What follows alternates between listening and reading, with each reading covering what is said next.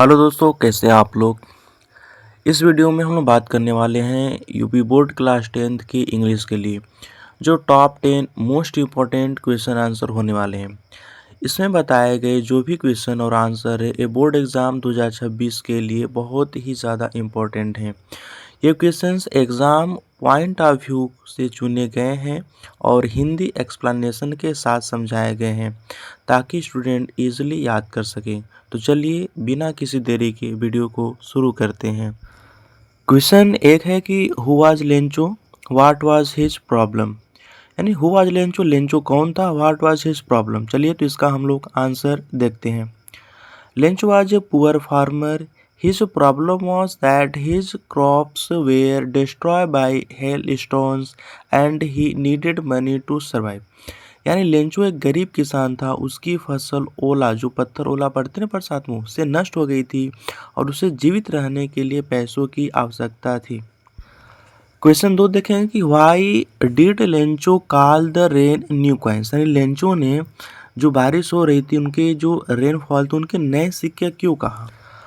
तो इसका आंसर हुआ कि Lencho called the rain new coins because it meant a good harvest and prosperity for him. यानी Lencho ने जो बारिश के बूंदे थे उन्हें नए सिक्के इसलिए कहा क्योंकि इससे अच्छी फसल और समृद्धि मिलने की उम्मीद थी।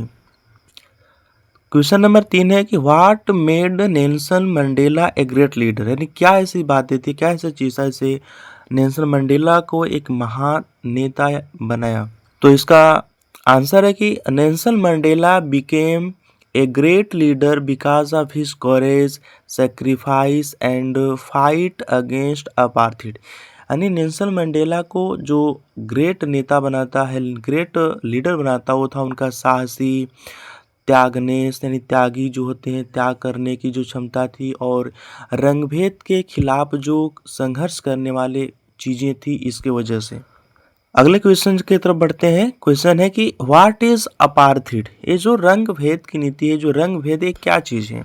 तो इसका आंसर है कि जो apartheid was a system of racial discrimination in South Africa. कि जो अपार्थिड था ये साउथ अफ्रीका में एक नस्ल भेद की व्यवस्था, एक सिस्टम था। क्वेश्चन अगला है कि वाई वाज एनी, जो एनिस थे, Annie's diary so important to her. कि जो एनी थी उनकी जो डायरी है उसके लिए यानी एनी के लिए उतना इम्पोर्टेंट क्यों था। तो इसका आंसर है कि Annie's diary was important because she shared her feelings, her thoughts with it. It was her best friend. यानी एनी की जो डायरी थी उसके लिए इम्पोर्टेंट थी क्योंकि वो अपने विचारों को, अपने भावनाओं को उसमें लिखती थी, उसे शेयर करती थी, जो उसका एक सबसे अच्छी मित्र थी।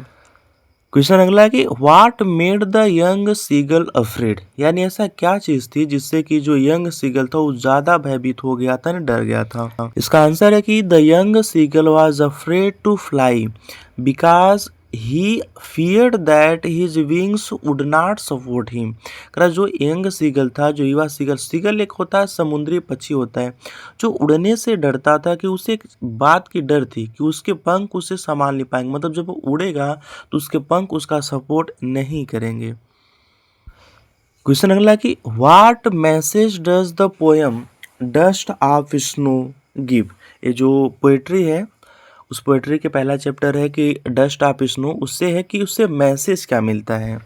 इसका आंसर होगा कि the poem gives the message that the small things in life can change our mood and brings happiness. जो पोइट्री है उससे हमें सीखने को मिलता है कि जीवन में छोटी छोटी कई सारे ऐसी चीज़ें होती हैं जो हमारे मूड को, हमारे मनोदशा को बदल सकती हैं, हमारी ज़िंदगी में खुशी, प्रसन्नता ला सकती हैं। क्वेश्चन अगला है कि how did Valli plan her bus journey. यानी वल्ली ने जो बस की उसकी यात्रा थी इसे किस प्रकार से प्लान किया था। तो इसका आंसर है कि Valli carefully listened to conversations, saved money and plan her trip without telling anyone. यानी वल्ली ने सबसे पहले लोगों से बातें इकट्ठा की, जो जानकारियां थी यात्रा की उसकी इकट्ठा की, उसके बाद उसने पैसे बचाए और बिना किसी से बताए वो अपने यात्रा की। क्वेश्चन अगला है कि what is the theme of the thieves story, यानी जो थीफ्स स्टोरी नाम की जो चैप्टर है उसकी मेन भूमिका क्या है, उसके थीम क्या है। तो इसका आंसर है कि the theme of the story is trust and transformation, यानी जो उस थीफ्स स्टोरी की जो मुख्य कहानी है, जो उसका मुख्य विषय है वो है कि विश्वास और परिवर्तन।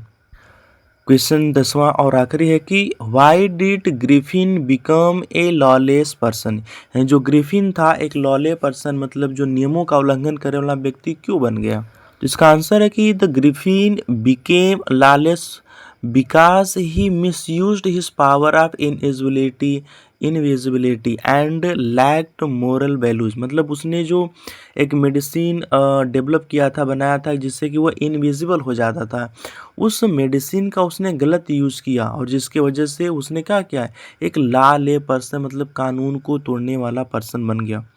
उम्मीद है आपके कि ये कक्षा 10th के लिए जो 2026 का पेपर होने वाला है उसके अकॉर्डिंग के लिए बहुत ही इंपॉर्टेंट होने वाला। अगर आपको ये यूज़ में है, आपके काम का है, तो हमें कमेंट में ज़रूर बताएं।